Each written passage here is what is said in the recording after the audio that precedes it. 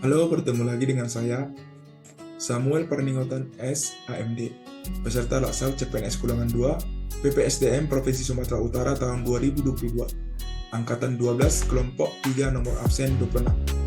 Materi kolaboratif, pengampu Yamnur Malia SST MKes. Core value yang ketujuh yang harus dimiliki ASN adalah kolaboratif, yaitu membangun kerjasama yang sinergis dengan panduan perilaku memberi kesempatan berbagai pihak untuk berkontribusi, terbuka untuk bekerja sama, untuk menghasilkan nilai tambah serta menggerakkan pemanfaatan berbagai sumber daya untuk tujuan bersama.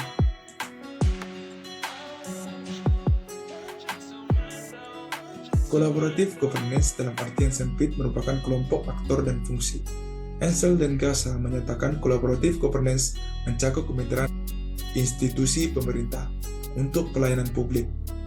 Sebuah pendekatan pengambilan keputusan, tata kelola kolaboratif, serangkaian aktivitas bersama di mana mitra saling menghasilkan tujuan dan strategi dan berbagai tanggung jawab dan sumber daya. 6 kriteria penting kolaborasi. Yang pertama, forum yang diprakarsai oleh lembaga publik atau lembaga. Yang kedua, peserta dalam forum termasuk aktor non-state. Yang ketiga, peserta terlibat langsung dalam pengambilan keputusan dan bukan hanya dikonsultasikan oleh agensi publik. Yang keempat, forum secara resmi diatur dan bertemu secara kolektif. Yang kelima, forum ini bertujuan untuk membuat keputusan dengan konsensus, bahkan jika konsensus tidak tercapai dalam praktik. Dan fokus kolaborasi adalah kebijakan publik atau manajemen. 3 tahap melakukan asesmen terhadap tata kelola kolaborasi, yaitu mengidentifikasi permasalahan dan peluang, merencanakan aksi kolaborasi, dan yang terakhir, mendiskusikan strategi untuk mempengaruhi. Model kolaboratif governance Ansel dan Gas. Menurutnya, starting condition mempengaruhi proses kolaborasi yang terjadi, di mana proses tersebut terdiri dari membangun kepercayaan, face-to-face dialog, komitmen to proses, pemahaman bersama, serta pengembangan outcome antara desain kelembagaan yang salah satunya, proses transparansi, serta faktor kepemimpinan. Juga mempengaruhi proses kolaborasi yang diharapkan menghasilkan outcome yang diharapkan. Panduan perilaku kolaboratif. Organisasi yang memiliki kolaboratif kultur indikatornya adalah sebagai berikut. Yang pertama, organisasi menganggap perubahan sebagai sesuatu yang alami dan perlu terjadi. Yang kedua, organisasi menganggap individu atau staf sebagai aset berharga dan membutuhkan upaya yang diperlukan untuk terus menghormati pekerjaan mereka. Yang ketiga, organisasi memberikan perhatian yang adil bagi staf yang mau mencoba dan mengambil resiko yang wajar dalam menyelesaikan tugas mereka, bahkan ketika terjadi kesalahan. Yang keempat, pendapat yang berbeda didorong dan didukung dalam organisasi atau universitas. Setiap kontribusi dan pendapat sangat dihargai. Yang kelima, masalah dalam organisasi dibahas transparan untuk menghindari konflik. Yang keenam, kolaborasi dan kerja tim antara divisi adalah didorong. Dan yang terakhir, secara keseluruhan, setiap divisi memiliki kesadaran terhadap kualitas layanan yang diberikan.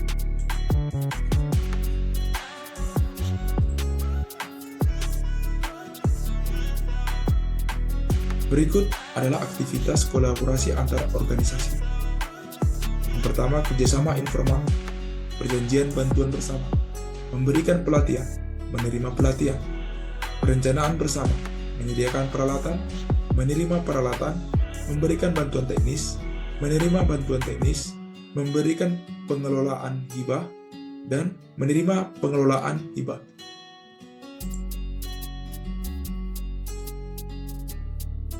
Faktor yang mempengaruhi keberhasilan dalam kolaborasi antar lembaga pemerintah yaitu: yang pertama, kepercayaan, yang kedua, pembagian kekuasaan, yang ketiga, gaya kepemimpinan, yang keempat, strategi manajemen, dan yang terakhir, formalisasi pada pencapaian kolaborasi yang efisien, efektif antara entitas publik. Adapun faktor yang dapat menghambat kolaborasi antar organisasi pemerintah yaitu ketidakjelasan batasan masalah karena perbedaan pemahaman dalam kesepakatan kolaborasi. Yang kedua, dasar hukum kolaborasi juga tidak jelas. Wall of Governance. Wall of Governance adalah sebuah pendekatan penyelenggaraan pemerintah yang menyatukan upaya-upaya kolaboratif pemerintahan dari keseluruhan sektor dalam ruang lingkup koordinasi yang lebih luas guna mencapai tujuan bersama dalam bidang pembangunan kebijakan, manajemen program, dan pelayanan publik. Wall of Governance juga dikenal sebagai pendekatan integrasi, yaitu pendekatan yang melibatkan sejumlah kelembagaan yang terkait dengan urusan-urusan yang relevan.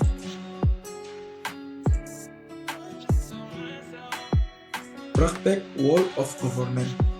Yang pertama, penguatan koordinasi antar lembaga. Mengurangi jumlah lembaga yang ada sampai mendekati jumlah yang ideal untuk sebuah koordinasi. Dengan jumlah lembaga yang rasional, maka koordinasi dapat dilakukan lebih mudah. Yang kedua, membentuk lembaga koordinasi khusus. Pembentukan lembaga terpisah dan permanen yang bertugas dalam mengkoordinasi sektor atau kementerian adalah salah satu cara melakukan Wall of Governance. Yang ketiga, membentuk gugus tugas. Gugus tugas merupakan bentuk pelembagaan koordinasi yang dilakukan di luar struktur formal, yang setidaknya tidak permanen.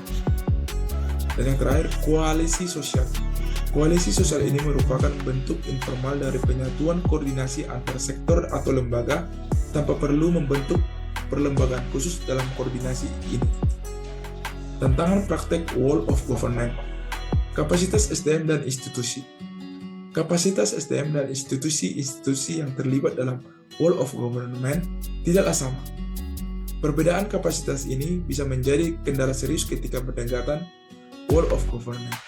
Misalnya, mendorong terjadinya merger atau akuisisi kelembagaan, di mana terjadi penggabungan SDM dengan kualifikasi yang berbeda. Yang kedua, nilai dan budaya organisasi.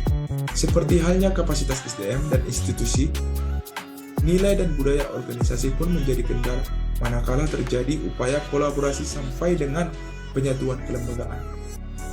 Yang terakhir, kepemimpinan. Kepemimpinan menjadi salah satu kunci penting dalam pelaksanaan Wall of Governance.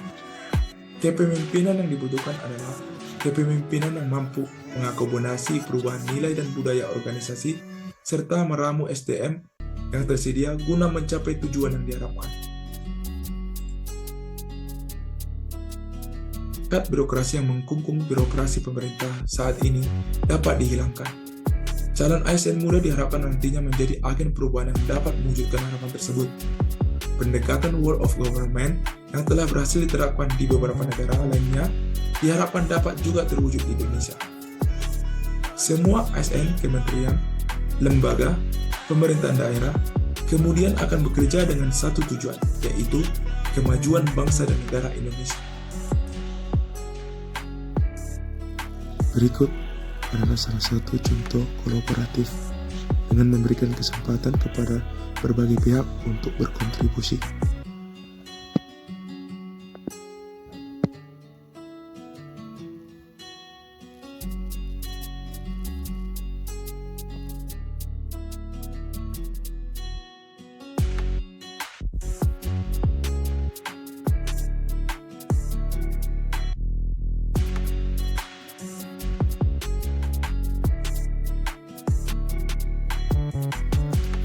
Pada kegiatan ini adalah contoh terbuka dalam bekerjasama untuk menghasilkan nilai tambah.